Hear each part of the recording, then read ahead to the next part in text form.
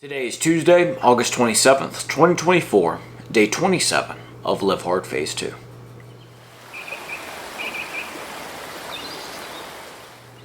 Another day down, 3 more to go. Today was a win. We got all 5 of our critical tasks done for Phase 2, in addition to all 5 of the items on my power list.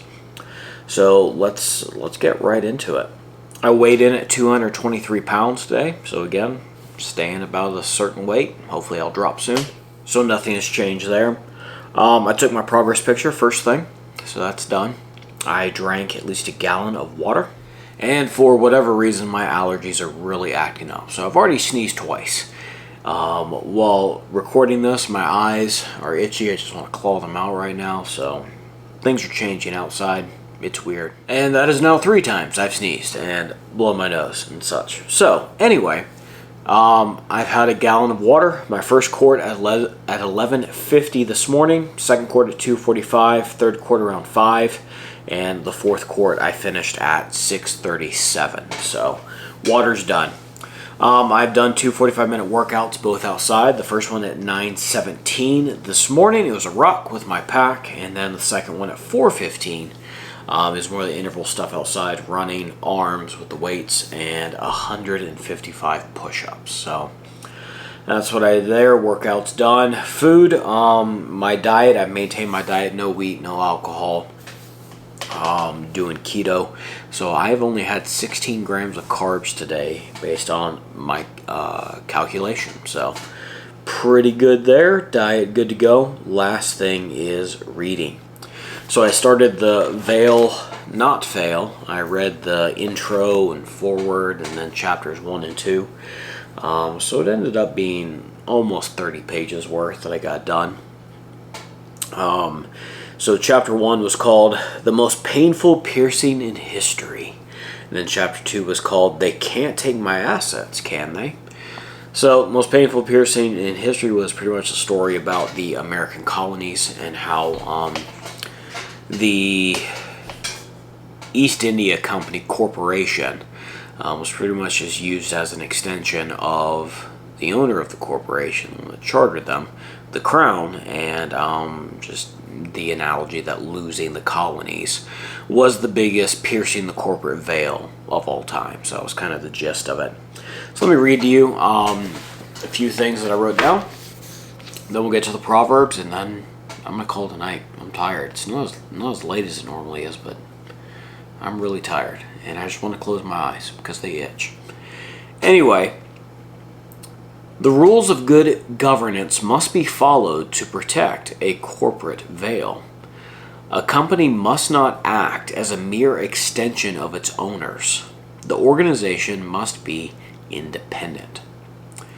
Nearly half of all veil-piercing lawsuits filed against small corporations and LLCs, which is 3 members or less, are successful. So that's who the IRS and attorneys and everything want to go over, is these small companies. So you just got to be careful to do the little things right, because mistakes on your part can harm others.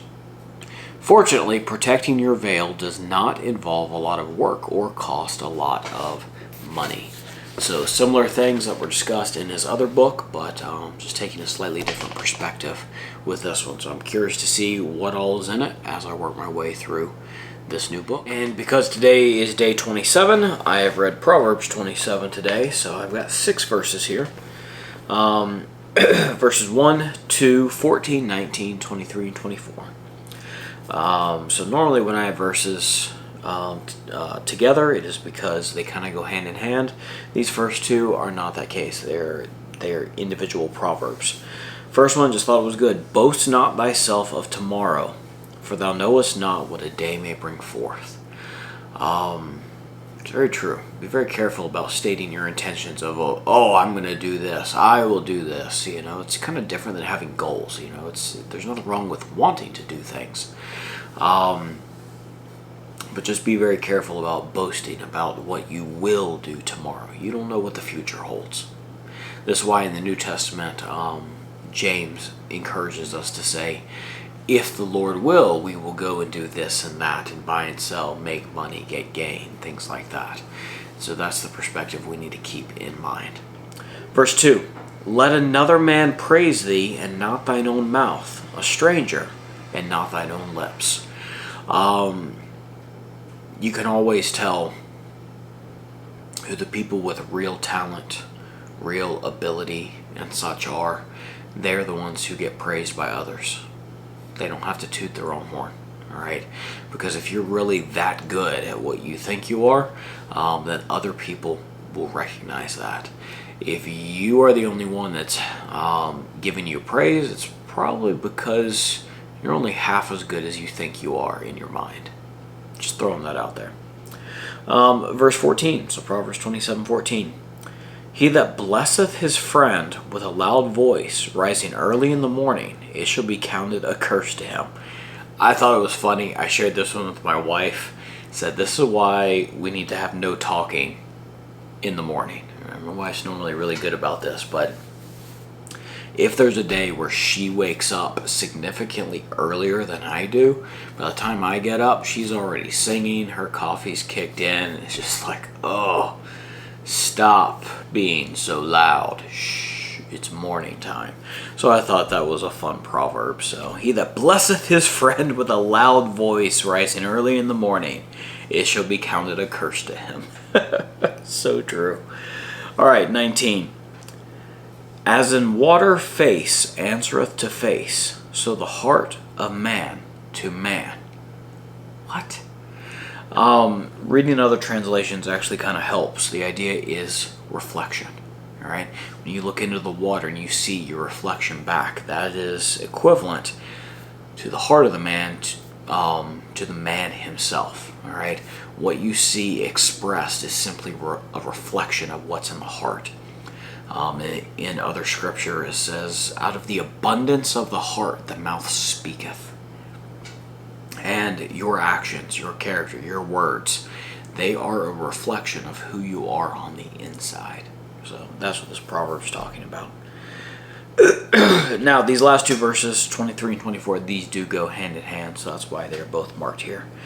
Be thou diligent to know the state of thy flocks, and look well to thy herds. For riches are not forever, and doth the crown endure to every generation? In other words, keep track of your affairs, specifically your riches and your wealth. All right? Don't abdicate your authority. Delegate it, but then check in on it. Know what's going on. Because if you don't, your riches will flee from you. So I think that's good advice, to have ownership and take ownership and responsibility for your affairs so that your wealth is not taken from you. Good advice there.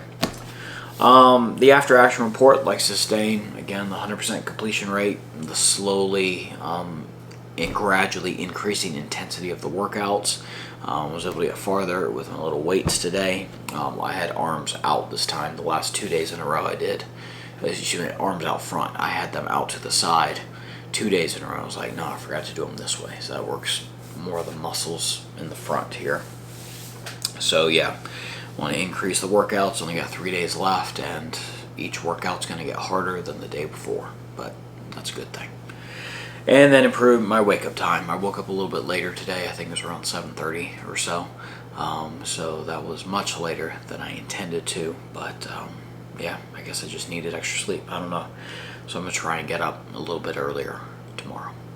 All right, last 3 items here. No alcohol, check. No cheating on my diet, check. No excuses, check. Today's another win. 27 days down, 3 more to go, and we'll be done with phase 2. All right, I pray that you're blessed. Bye.